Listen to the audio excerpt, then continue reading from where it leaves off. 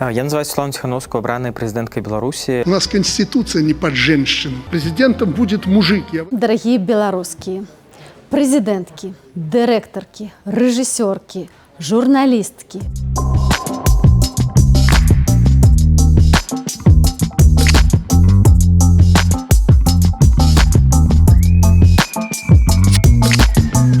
З вами Ганна Соус і новы праект «Радыё Свабода. Не толькі жанчыны», у якім мы будзем размаўляць пра правы людзей рознага полу, ЛГБТК+ супольнасць і гендерныя стэрэатыпы ў грамадстве. Мы ўздымаем тэмы, якія мяняюць уяўленне пра ролі і правы людзей у сучасным свеце і ў Беларусі. Сёння гаворым пра фемінітывы, якія ў расійскай мове вельмі многіх раздражняюць і з якімі значна прасцей і камфортней у беларускай і украінскай мовах. Тлумачым, чаму гэта не толькі лінгвістычнае пытанне. У савецкі час фемінітывы з беларускай мовы выціскалі пад уплывам расейскай мовы і савецкіх уніфікатарскіх стандартаў. Запанаваў безаблічны і бясполы канцылярыт.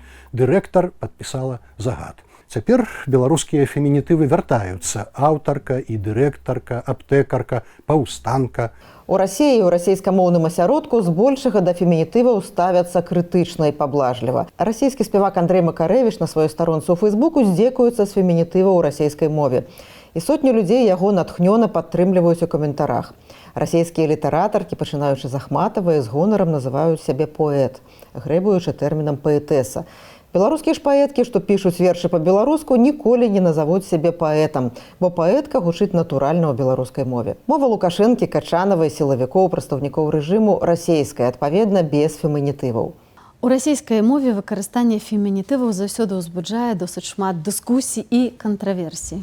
Адной з прычынаў можа быць у тым, што, быць можа, расійскае грамадства больш патрыархальна ставіцца да правоў жанчын.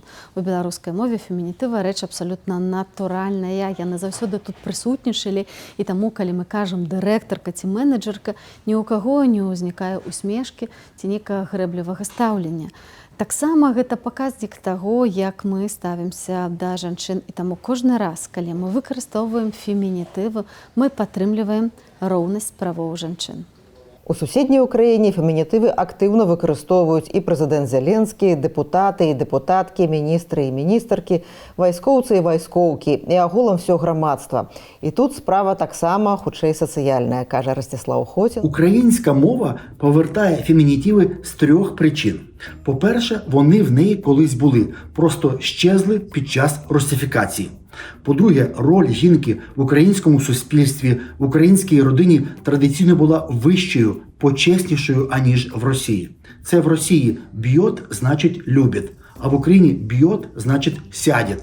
Далі, це також шана жінкам за їхню роль в обороні України проти російської агресії. Жінки волонтерять, жінки допомагають фронту, жінки самі воюють. Навіть день тепер називається День захисників і захисниць України. І захисниць. Вже нікого не дивує, наприклад, політикиня, аналітикиня, народна депутатка, нардепка. Є, звичайно, і труднощі. Наприклад, посол. Не послиця там, чи послиня, чи посолка. Просто поки що вирішили пані посол. У беларускай мове з гэтым прасцей – амбасадарка. Фемінітывы існавалі ў беларускай і украінскай мовах задоўга да з'яўлення фемінізму, кажа Ўладзь Гарбацкі, беларускі сацыялінгвіст. Калі казаць рацыянальна, так, з пункту гледжання навуковага, фемінітывы маюць канкрэтную функцыю, яны канкрэтызуюць, яны азначаюць жанчыну, якія выконваюць пэўную прафесію. Зноў жа, гэта багацце лексычна, таксама гэта аргумент таксама у той бок ідзе, што фемінітывы таксама гэта адзнака нашай адрозненасці ад іншых моваў. Напрыклад, у мове расійскай, альбо ў французскай мове, альбо нават у польскай мовы, якія траплялі пад уплыв імперыі, бо гэта былі мовы імперыі, яны вельмі кантраляваліся і яны вельмі часта чысціліся, у тым ліку ад фемінітываў. Беларуская мова, якая была, правда, змаргіналізавана, і дзякуючы, як ні парадаксальна, дзякуючы гэтай маргінальнасці, захавала гэты архаічны пласт фемінітывы. Таму, хто кажа, што фемінітывы гэта ж з'ява новая, штучная, гэта не навуковы падыход. Назоўнікі фемінітывы ў беларускай мове спрадвечныя, кажа мовазнаўца Вінцук Вячорка, які сярод іншага ініцыяваў сучаснае ўпарадкаванне беларускага класічнага правапісу Тарашкевіцы. Яшчэ ў старабеларускай мове была паўнавартасная сістэма жаночых назваў, прафесіяў і заняткаў. У пісьмовых помніках, у тым ліку юрыдычнага зместу, ёсць пекарка, швачка і прачка, карчмарка і шынкарка, варажбітка і чараўніца, арандарка і акторка. Важна, ніякага прыніжальнага ці паблажлівага адцення ў беларускіх найменнях на «к» няма. І ў беларускіх пісьменнікаў, якія тварылі да пачатку гвалтоўнай моўнай русіфікацыі ў савецкай Беларусі, такія словы норма. З саліднай прозы клясыка Якуба Коласа. Яна працавала дакторкаю ў адной з земскіх бальніц. Годна і зусім не гутаркова гучыць паэтка Ларыса Геніюш. Гэта істотнае адрозненне ад расейскай мовы, дзе жаночых назваў прафесіяў і наогул neutrальных фемінітываў было значна меней. Гэтаму ёсць не толькі моўныя, але і гістарычна-культурныя прычыны.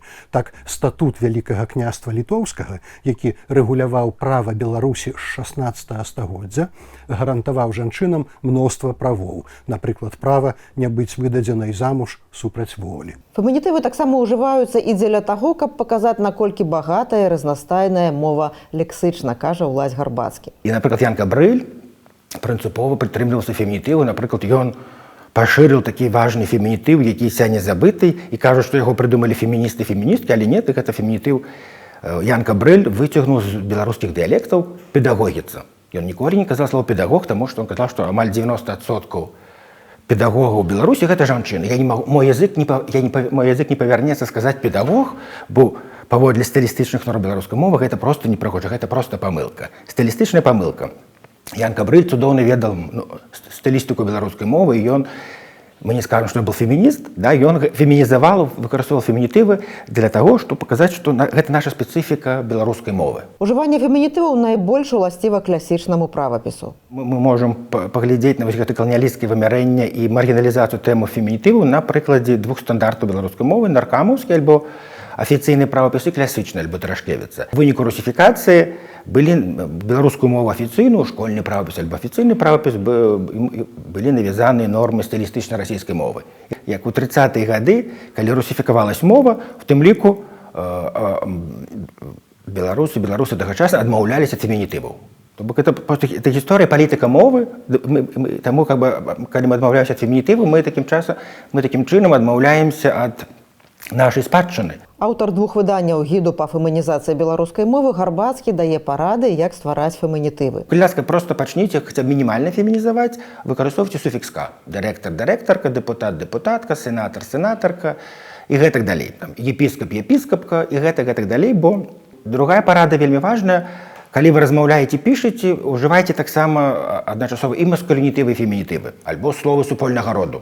Звяртайцеся студэнты, студэнткі, мужчыны, жанчыны, беларусы, беларускі і гэтак далей. Улась Гарбацкі казаў пра мовы, дзе няма падзелу народ, жаночы, мужчынскі альбо пол сацыяльны.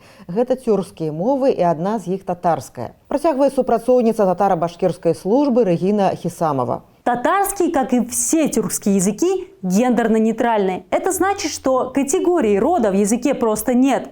Мужчины и женщины используют одни и те же глагольные формы и по отношению к разным полам обращаются одинаково. К слову, в татарском даже для обозначения местоимений «он», «она» и «оно» используется одно местоимение – «ул». При этом фем-активистка Дина Нурм из Фем-Кызлар в своем посте в Инстаграме отметила, что в татарском феминитивы все же представлены. Так, в татарской версии Википедии Белла Ахмадулина обозначена как «шахере», а Михаил Лермонтов – «шахер». Здесь нужно отметить, что поэт и поэтесса в татарском заимствованы из арабского, где есть категория рода. Поэтому феминитив «шахере» – поэтесса – это калька с арабского. Дина Нурм убеждена, что язык определенно влияет на восприятие реальности. Однако решить проблему женщин, которые в реальности никак не защищены государством, например, от семейно-бытового насилия или домогательств на работе, язык, к сожалению, в одиночку не может. Як бы называли по-беларуску Камалу Гаррис, калі б яна перамагла на амерыканскіх выбарах? Прэзідэнткай ЗША, а не прэзідэнтам ЗША. І гэта таксама не толькі лексіка. Беларуская мова вельмі гнуткая і прагрэсіўная. Варта выкарыстоўваць гэтую лёгкасць утварэння фемінітываў для таго, каб падкрэсліваць уключанасць жанчынаў у розныя палітычныя і грамадскія працэсы. рэдактарка, журналістка, менеджерка, дырэктарка, міністрка ці прэзідэнтка. Гэта пра тое, што жанчыны маюць удзел у прыняцці рашэнняў, а не толькі з'яўляецца дэкарацыяй. Таму вельмі раю ўсім, як найчасцей выкарыстоўваць фемінітывы. Ці ўжываеце фемінітывы вы? Напішыце нам у каментарах.